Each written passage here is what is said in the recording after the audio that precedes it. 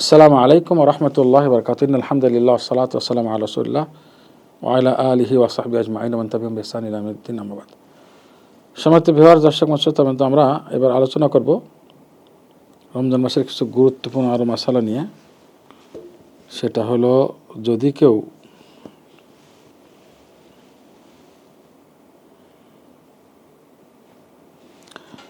রমজান মাসের রোজা ইচ্ছাকৃতভাবে ত্যাগ করেছে, কোনো একটা জীবনে সে হয়তো রোজা পড়ে না, তো ওই ব্যক্তির ফতোয়া কী হবে? জেনে শুনে ত্যাগ করেছে, রাখে না, কোনো ওজর ছাড়া। প্রথমে আসি, যে ব্যক্তি ওজর সহকারে ত্যাগ করেছে, অর্থাৎ তার কারণ ছিল রমজান মাসে গোটা রোজা রাখতে পারেনি, তার ওই ব্যক্তির ফতোয়া কী হবে? এটা ইসলামের একটা রোকন, মূল স্তম্ভের অন্তর্ভুক্ত। কোনো মুসলমানই ওজর ছাড়া এটাকে ত্যাগ করতে হবে না, এটা সম্পূর্ণ হারাম।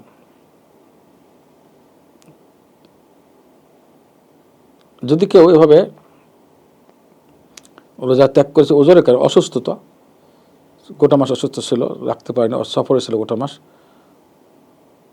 ওই ক্ষেত্রে তার জন্য এটা কাজা করা, অথবা মাসিকের কারণে, প্রসূতির কারণে মহিলা যদি রাখতে না পারে, তো এটা কাজা করবে পড়ে।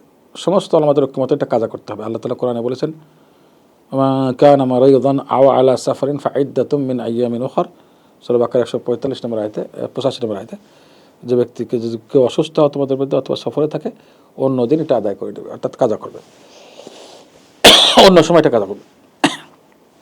এবার আসি, যদি কেউ কোনো শরীয়তে গ্রহণযোগ্য কারণ ছাড়া যদি এই সিয়াম ত্যাগ করে কেউ, তার ব্যাপারে ফতোয়া কী হবে? অবহেলা করে, অলসতা করে, একদিন হোক, 2 দিন হোক, 5 দিন হোক, বা গোটা রমজান হোক, ওই ক্ষেত্রে তার ব্যাপারটারও সে অনেক বড় কবিরা গুনাহ করেছে, ইসলামের একটা রোকন ত্যাগ করেছে, অবহেলা করে, গুরুত্ব না দিয়ে। কোনো সন্দেহ নেই, এটা অনেক বড় গুনাহ। তার জন্য প্রথমে তওবা ফরজ, এবং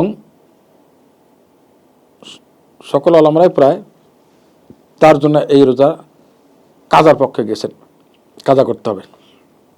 কেউ কেউ এটার ব্যাপারে ঐক্যমত করেছেন, পোষণ করেছেন যে কাজা করতে হবে, কারণ সে ইচ্ছাকৃতভাবে কোনো শরীয়তের গ্রহণযোগ্য কারণ ছাড়া রোজা ত্যাগ করেছে সম্পূর্ণ। 2 বছর করেছে, তারা 2 মাস রোজা কাজা করতে হবে। মালিকি মাযহাবের প্রসিদ্ধ আলেম ইবনে আব্দুল বার তিনি নকল করেছেন যে সমস্ত মতের ঐক্যমতে সবাই বলেছেন, স্বেচ্ছা যদি রমজান মাসে রোজা ত্যাগ করে সে মোমেন,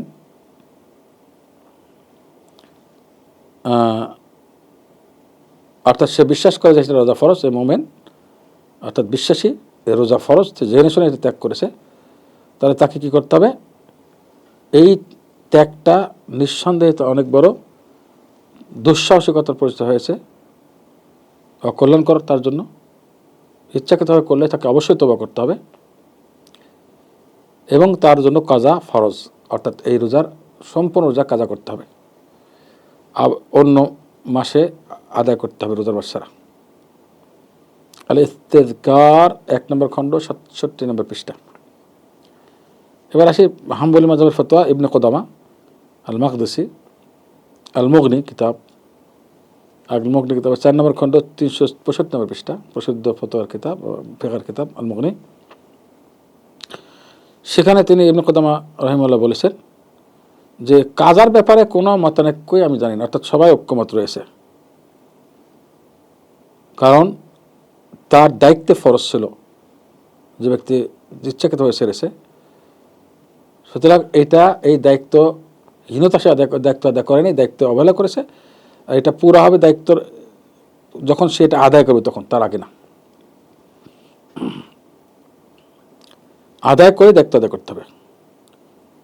দায়িত্ব ঠিকমতো আদায় করেনি, তাহলে তাকে এটা কাজা করতে হবে, তার দায়িত্বে রয়ে গেছে এই কাজাটা। এবার আসি সৌদি আরবের ফতোয়া বোর্ড অথবা লাজনাত দায়মা, স্থায়ী ফতোয়া বোর্ড, যেটা, তারা কি বলছেন? আধুনিক যুগের ফতোয়া বোর্ড এবং সবচেয়ে গ্রহণযোগ্য বিশ্বের ফতোয়া বোর্ড 10 নম্বর খণ্ড 143 পৃষ্ঠায় বলেছেন, যে ব্যক্তি অস্বীকার করবে যে রোজা ফরজ, এটা অস্বীকার করবে, এবং অস্বীকার করে সে আদায় করেনি, কাজা রোজা ছেড়ে দিছে, ফরজ অস্বীকার করলে সে ব্যক্তি সবার ঐক্যমতে কাফের, বেঈমান কাফের হয়ে যাবে। তবে এরকম কেউ করলে সরাসরি কাফের বলার অধিকার একমাত্র গ্র্যান্ড মুফতি, খেয়াল রাখেন, এবং তাকে বোঝাতে হবে, সদর করতে হবে, দলের প্রমাণ পেশ করতে হবে, অনেক মশালা আছে এখানে। ডাইরেক্ট কাফের বলা যাবে না, বললে যে অস্বীকার করলে সে কাফের হবে, আম ফতোয়া দেওয়া যাবে, ব্যক্তিগতভাবে কাউকে কাফের বলা যাবে না। এটা একটা সতর্কতা। তাহলে যদি অস্বীকার করে ফরজই না এবং ছেড়ে দিচ্ছে, সে কাফের, আম ফতোয়া, ব্যক্তিগতভাবে কারোর উপর না, এটা আমি আগে বলেছি। আর যে ব্যক্তি অবহেলা করে অলসতা করে রাখেনি, রমজান মাস রমজান চলে গেছে, রোজা রাখেনি, তাকে কাফের ফতোয়া দেওয়া হবে না। সে কুফরি করেনি, বলছে সে কবিরা গুনাহ করেছে, অন্যায় করেছে, অনেক বড় কবিরা গুনাহ করেছে। ইসলামের একটা রোকন, মূল স্তম্ভ, অন্যতম একটা স্তম্ভ সে ত্যাগ করেছে,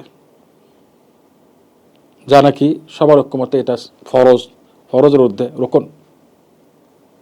সে ব্যক্তি শাস্তিযোগ্য এবং তাকে উচিত হবে, শাসক, ইসলাম শাসন থেকে শাসক তাকে শাস্তি দিবে এবং আদব দিবে শাস্তির মাধ্যমে। আর যদি এমন ব্যবস্থা না থাকে, তাহলে কেউ ব্যক্তিগতভাবে উদ্যোগে এই সমস্ত কাজ করবে না। কোন কোন আলেমরা তাকে কাফের বলেছে, তাকফির, কুফরি করেছে এরকম বলেছেন, কিন্তু সঠিক কথা আমি বলেছি, এটা কবিরা গুনাহ। কুফরি একমাত্র সালাত ত্যাগ করলে হয়, অন্য কোনো আমল ত্যাগ করলে কুফর না। এটা ব্যাপারে সাহাবাদের ঐক্যমত ছিল। আব্দুল্লাহ ইবনে শিখির এটা ব্যাপারে ঐক্যমত পোষণ করেছে যে অন্য কিছু ত্যাগ করলে সালাত ছাড়া কাফের মনে করতেন না, সালাত ত্যাগকারীকে কাফের মনে করতেন। সুতরাং সঠিক কথা, কবিরা গুনাহ করেছে, অনেক বড় গুনাহ, তাকে তওবা, খালেস তওবা করতে হবে এবং এই রোজাগুলোর কাজাও করতে হবে। প্রতি বছরের জন্য 30টা করে কাজা করতে হবে তওবার সাথে সাথে। এটা গেল লাজনাত দায়মা বা স্থায়ী ফতোয়া। যদি কোনো ব্যক্তি, সে বিন বাজ রাহমাতুল্লাহকে জিজ্ঞাসা করা হয়েছে, যদি কোনো ব্যক্তি মাঝে মাঝে ইচ্ছাকৃতভাবে ত্যাগ করছে গাফলতি করে, ওই ব্যক্তির ফতোয়া কী হবে? ওজর ছাড়া। তিনি বলেছেন যে হ্যাঁ, তাকে কাজা করতে হবে এবং তওবাও করতে হবে। কাজাও করতে হবে, গুনে গুনে কতগুলো ত্যাগ করেছে, এবং তওবাও করতে হবে। মহানবী সাল্লাল্লাহু আলাইহি ওয়াসাল্লাম হাদিস তিনি নকল করেছেন, কিন্তু হাদিসটি যত দুর্বল, তিনি নিজেই বলেছেন নুরান আদ-দরব কিতাবে, এই আলোচনায়, ফতোয়াতে। এই জন্য আমি আর এইটা নকল করছি না, তার ফতোয়াটাই নকল করলাম। ওলামাদের কেউ কেউ বলেছেন, যে ব্যক্তি রমজান মাসের সিয়াম ত্যাগ করেছে ওজর ছাড়া, তার কোনো কাজা নেই, সে বেশি বেশি নফল সিয়াম আদায় করবে, তওবা ইস্তেগফারের সাথে সাথে নফল সিয়াম আদায় করবে। এটা জাহিরিদের ফতোয়া, এবং শেখুল ইসলাম ইবনে তাইমিয়া এবং শেখ ইবনে ইসলাম এটাই এই মাসআলাটা এই মতে অবলম্বন করেছেন, যে খালেস তওবা করবে এবং বেশি বেশি নফল, আল্লাহ তাআলা কিয়ামত তওবার কারণে কিয়ামতের মাঠে তার ফরজের বদলায় নফল দিয়ে পরিপূর্ণ করবেন, যেটা সালাতের ক্ষেত্রে হাদিস আছে। হাফেজ ইবনে রাজব হাম্বলি যেটা বলেছেন সেটা বলি। ইবনে রাজব হাম্বলি মাযহাবের ইবনে হাজার, তিনিও ইবনে রাজব হাম্বলি এবং জাহিরি মাযহাব এবং তাদের অধিকাংশই বলেছেন যে কাজার দরকার নাই, যারা স্বেচ্ছায় ত্যাগ করেছে।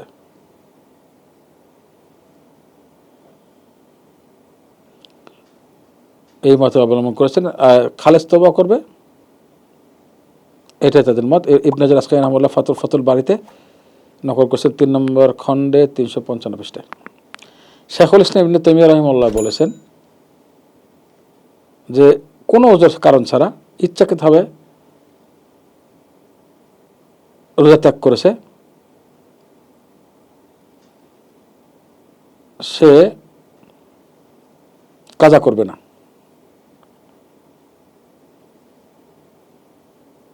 বিশেষ করে ওই ব্যক্তির ব্যাপারে যিনি নাকি সালাতও ত্যাগ করেছেন, সিয়ামও ত্যাগ করেছেন। তো ওই সময় তো সালাত ত্যাগ করেছে, সিয়ামও ত্যাগ করেছে, সিয়াম রাখলেও তো সই হতো না সালাত ছাড়া। এই হলো কারণ, যে ব্যক্তি সালাত আদায় করে তার সিয়ামের কোনো দরকার নেই, সিয়াম আদায় করলেও কাজ হবে না, আর সে বেঈমান, ইচ্ছাকৃতভাবে নামাজ ত্যাগ করে সে বেঈমান, ইমানই নেই তার। শেখ ইবনে ইসলাম রাহিমাহুল্লাহ বলেছেন যে যদি কেউ স্বেচ্ছায় কোনো ওজর ছাড়া সিয়াম ত্যাগ করে, সঠিক ফতোয়া, গ্রহণযোগ্য ফতোয়া তার ব্যাপারে হলো তার কাজা করতে হবে না, কাজা করে কোনো লাভ নাই, এবং আল্লাহ এটা তার থেকে কবুলও করা হবে না। কারণ প্রত্যেক ইবাদতের জন্য সময় থাকে, সেই সময় চলে গেলে আর এই ইবাদতটা হবে না। কেন উজর ছাড়া সে করছেন। এটা শেখ ইবনে সালামের ফতোয়া, মজমা ফতোয়া 19 নম্বর খণ্ড 89 নম্বর পৃষ্ঠা। সংক্ষেপে কথা আমরা যদি এর খোলাসা বা সংক্ষিপ্ত সার বলতে চাই, তাহলে যে ব্যক্তি রমজান মাসের স্বেচ্ছায় রোজা ত্যাগ করবে, সেটা 1 মাস হোক বা কিছু হোক, অধিকাংশ আলেমরা বলছে তার জন্য কাজা করতে হবে এবং তওবাও করতে হবে, তওবা এবং কাজা দুটোই করতে হবে। আর কোনো আলেমরা বলছেন কাজা তার জন্য জায়েজই নেই, কেন ইবাদত সময় চলে গেছে। তাহলে কি করবে? এই তওবা ইস্তেগফার করবে, বেশি বেশি নফল রোজা রাখবে। এই দুই মতই পাওয়া গেল, এবং এই দ্বিতীয় মতটি যেটা, সেটা বেশি দলিলসম্মত।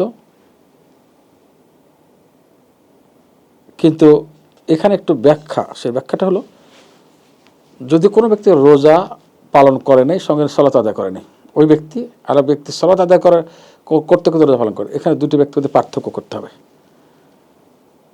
এবং অথেন্টিক ওলামারা পার্থক্য করেছেন। সালাতও নাই, রোজাও নাই, তার ওই ক্ষেত্রে কাজার দরকারই নেই, কারণ সে ব্যক্তি সালাত আদায় করার তার ইমান ছিল, বেঈমান ছিল। যখন সালাত আদায় এসেছে, তওবা করে ইমান ঠিক করেছে, নির্ভুল করেছে, তখন তাকে কি করতে হবে? ওই ক্ষেত্রে সালাত আদায় করলে সালাত কন্টিনিউ করবে এবং নফল রোজা কন্টিনিউ করবে। আর যে ব্যক্তি সালাত আদায় করেছে কিন্তু সিয়াম করেনি, সে তো ইমানদার, সে কবিরা গুনাহ করেছে, ওই ক্ষেত্রে তাকে প্রত্যেকটা, যদি 2 বছর 3 বছর হয়, তাকে সবগুলোর কাজা করতে হবে। এটা অথেন্টিক আমাদের কথা। এটির ব্যাখ্যা, শেষের ব্যাখ্যাটা একটু মানে ব্যাখ্যা করেই বললাম কথাটা। আমরা এখানে আরেকটা মাসালা নিব, যে মাসালাটা হলো, যে ব্যক্তি অসুখের কারণে রোজা রাখতে পারেনি সারা বছর, সারা মাস রাখতে পারেনি, তো ওই ক্ষেত্রে, ওই ব্যক্তির ক্ষেত্রে 30 জন মিসকিনকে খাওয়াতে হবে 30 রোজার বদলায়। যদি একজন মিসকিনকে 30 দিন খাওয়ায় রোজার পরে, অথবা একই মিসকিন প্রত্যেকদিন একটা রোজার পরে এসে লাস্টে এসে দিন শেষ হয়ে গেলে সন্ধ্যা এসে হাতে ইফতারি করছে বা খাচ্ছে, একই মিসকিন 30 দিন আসবে, এই দুটার কোনটা করণীয় বা কোনটা করতে হবে, বা দুটোই জায়েজ কিনা? সঠিক কথা হলো দুটোই জায়েজ। 30 জন মিসকিনকে এর সাথে খাওয়া দেওয়া, অথবা একটা মিসকিনকে 30 দিন খাওয়ানো, একদিনে না, 30 দিন। দিন অতিবাহিত হওয়ার পাস্ট হয়ে গেলে, অতিবাহিত হয়ে গেলে ওই দিনটা খাওয়াই দেওয়া, আবার একটা দিন গেলে পরে ওই দিনটা আবার খাওয়াই দেওয়া, এভাবে ইফতারি করানো অথবা খানা খাওয়ানো, দুটোর একটা একবেলা খাওয়ালেই হবে। এই ব্যাপারে আমরা ফতোয়াটা নিই। শেখ ইবনে উসাইমিন রাহিমাহুল্লাহর ফতোয়া এটা। প্রশ্ন ছিল,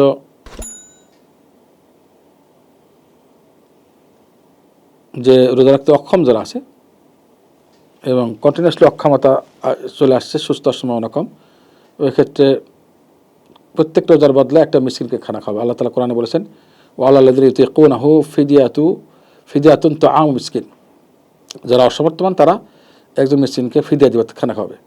ইবনে আব্বাস রাদিয়াল্লাহু তাআলা আনহুর ফতোয়া হলো, এই আয়াতের ব্যাখ্যা, এই আয়াত মানসুখ না, রহিত হয়ে যায়নি, বরং সেটা বড় বয়োজ্যেষ্ঠ যারাকে বয়স আর ফিরে আসবে না, রোজা রাখতে অক্ষম এবং বয়োজ্যেষ্ঠ নারী এবং পুরুষের কথা বলা হচ্ছে, যারা রোজা রাখতে ক্ষমতা নেই, তারা প্রত্যেক দিনের বদলে একটা মিসকিনকে খানা খাওয়াই দেবে। সহিহ বুখারী 4505 নম্বর হাদিস। শেখ ইবনে উসাইমিন রাহিমাহুল্লাহ বলেছেন এই মাসালা, যে খানা খাওয়ানোর দুটো পদ্ধতি, একটা হলো খানা তৈরি করবে এবং মিসকিন থেকে ডাকবে, 30 জন মিসকিনকে সাথে খাওয়াই দিবে, অথবা যতগুলো কাজ অতগুলো হিসাব করে অতগুলো মিসকিনকে খাওয়াই দিবে। আনাস ইবনে মালিক রাদিয়াল্লাহু তাআলা এই আমলটি করেছেন, যখন বয়স বৃদ্ধি হয়ে গেছে, বয়স বেশি হয়েছে, এটা শেখ ইবনে উসাইমিন রাহিমাহুল্লাহ উল্লেখ করেছেন। দ্বিতীয় পদ্ধতি হলো যে খানা দিয়ে দিবে পাক করা ছাড়াই, সোয়া কেজি চাউল দিলে হবে। সারে মমতে ফতোয়া নম্বর 6, ফতোয়া কিতাব 6 নম্বর খণ্ড 335 পৃষ্ঠা। আচ্ছা, এখন 30 দিন যদি একজন মিসকিন খানা খাওয়ায়, তার এভাবে ফতোয়া কি? অনেক আহলে ইলম, উলামা কিরাম, অথেন্টিক উলামারা জায়েজ বলেছেন। এটা শাফি মাযহাব এবং হাম্বলি মাযহাব এবং মালিকি মাযহাবের এক জামাত। এটা ইনসাফ কিতাবের 3 নম্বর খণ্ড 291 পৃষ্ঠা, যে একজন মিসকিনকে 30 দিন যদি খাওয়ায় তাও যায়, এটা বলেছেন। তোহফাতুল মুহতাজ 3 নম্বর খণ্ড 446 এবং কাশফুল কেনা কাশফুল কনা অথবা কেনা, এই যাই হোক 2 নম্বর খণ্ড 313 পৃষ্ঠা এবং ফতোয়া লাজনাত দায়েম অর্থাৎ স্থায়ী ফতোয়া বোর্ডের ফতোয়া 10 নম্বর খণ্ড 198 পৃষ্ঠা।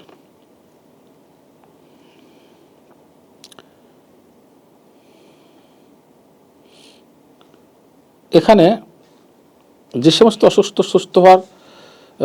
অসুস্থ ব্যক্তিরা রোজা রাখতে সক্ষম না, এমন অসুস্থ ডাক্তার বলছে রোজা রাখতে সক্ষম হবে না, বয়স কম হোক বেশি হোক, এবং তার সুস্থ হওয়ার সম্ভাবনা নেই, বয়স কম হলো যে সুস্থ হওয়ার সম্ভাবনা নেই, ওই ক্ষেত্রে কি করবে? প্রত্যেকটা রোজার বদলায় একজন মিসকিনকে খানা খাওয়াবে, অর্থাৎ নসফু সা, মেইন খাদ্য যেটা চাউল বা অন্য কিছু, মেইন খাদ্যের 1/4 অর্ধেক, আমি বললাম সেটা 1/4 কেজি চাউল, 1/4 কেজি থেকে 1.5 কেজি, আর বেশি না, চাউল দিলেই হবে। যে খাদ্য যেখানে মেইন খাদ্য, কোনো জায়গায় মেইন খাদ্য খেজুর দিবে, আর চাউল হলে চাউল দিবে। এই যদি কোনো মিসকিনকে একবেলা, দুপুরবেলা অথবা রাত্রিবেলা একটা খাবার দেয় তাও যথেষ্ট। এই সমস্ত দ্বারা বোঝা যাচ্ছে আমরা যে বিষয়গুলি আলোচনা করলাম,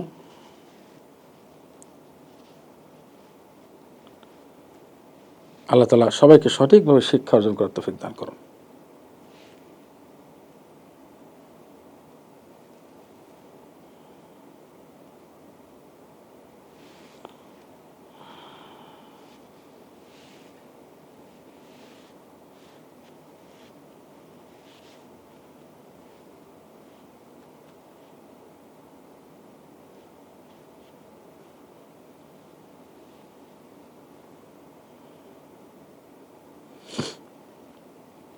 আমি